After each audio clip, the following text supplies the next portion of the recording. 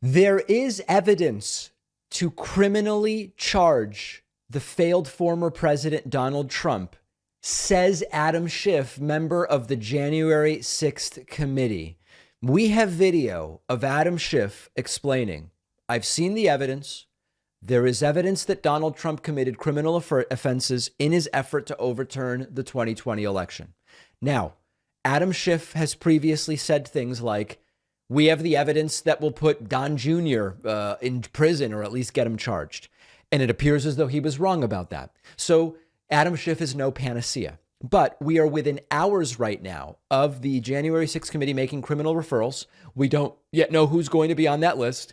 And you have Adam Schiff saying the following. Let's take a listen and then discuss what could be those charges. I think that the evidence is there that Donald Trump committed criminal offenses in connection with his efforts to overturn the election. And viewing it as a former prosecutor, I think there's sufficient evidence to charge the president. Wow. To get a conviction now? Well, I don't know what the Justice Department has. I do know what's in the public record. The evidence seems pretty plain to me, but I would want to see the full body of evidence if I were in the prosecutor's shoes to make a decision. But, this is someone who in multiple ways tried to pressure state officials to find votes that didn't exist. This is someone who tried to interfere with a joint session, even inciting a mob to attack the Capitol. True. If that's not criminal, then I don't know what is. So let's take this seriously and think it through. Let's not speak in general terms about this. According to the investigation by the January 6th committee, there's evidence that Trump committed crimes. That's what Adam Schiff is telling us, and we've heard it from others. The committee did find that Trump made false statements about the results of the 2020 election, insofar as he claimed that he won, even though he lost. And then he used those false statements to encourage his followers to challenge the results. In so doing, he encouraged the violent attack on the U.S. Capitol on January 6, 2021, which about 1 million of us on our stream watched live on that day. The evidence against Trump includes his own words, which the committee has looked at extensively, the actions of those who participated in the attacks and their claims that they were there because Trump told them to go. Trump made repeated claims that the election was stolen from him. He made false claims that it was stolen in particular ways, none of which were found to be have any merit. He urged his supporters to, quote, never give up, to never concede, to fight like hell, to march to the Capitol to show support for him.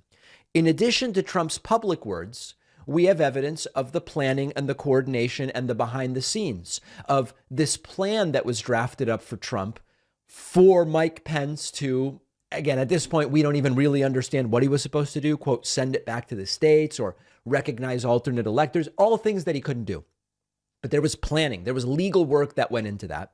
And we have other individuals that were involved who were caught on video discussing the plan, discussing how to disrupt the election results. And some were even seen wearing tactical gear, and some of them even had weapons. So this was all a major plan. If Donald Trump were to be charged in connection with the attack from what happened on January 6th, the possible consequences could include fines, imprisonment, or both. And we'll talk about the prison piece a little later. Glenn Kirshner had an interesting comment about that. It's all hypothetical. But what would the specific charges be? Trump could face, potentially, incitement to riot, conspiracy, obstruction of justice, among other crimes. Each carries its own potential penalties, and the penalties depend on the severity of the offense and other factors, including what he would ultimately be convicted of in this completely hypothetical scenario we're talking about. Now, of course, just because you're charged doesn't mean you're going to be found guilty. In the interview with Adam Schiff, Jake Tapper asks a good question, which is, okay, you might have the evidence for an indictment, but do you have the evidence for a conviction? Those are two dramatically different questions. And at the end of the entire thing is a question I've asked before. Can you find a jury in the United States that will fairly adjudicate Donald Trump? And what I mean by that is there really anyone in the U.S. who would say, I am open-minded enough about Trump that whatever preconceived notions I have about him and what he did, I will rule based only on the evidence presented in this trial? I don't know that I could do that. because it would be very difficult for me to completely put aside everything that over the last 5 years and in the couple of years since the riots, in the year plus since the riot, almost 2 years since the riots, I have learned about Donald Trump. So there is a real question. Can Trump get an actual fair jury trial in the US? That'll be a conversation we have a little bit later.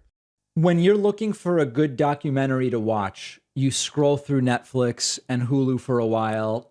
There aren't that many. You realize you've seen the good ones. What if I told you there's a streaming platform exclusively for documentaries with the best selection where you won't run out of top quality documentaries? That is Curiosity Stream, with a massive catalog of the newest and best documentaries, classic titles from years ago, exclusive content you can't find anywhere else. I just watched Pompeii: Disaster Street. I visited Pompeii in Italy before. I wish I had seen the documentary before visiting, because it was made very clear I missed a lot when I actually went to Pompeii. You can watch Curiosity Stream on all of your devices. They're always adding new titles: politics, philosophy, true crime, nature. They have everything. And my audience gets Curiosity Stream for under $2 a month when you go to curiositystream.com/Pacman and use the code Pacman. The link is down below.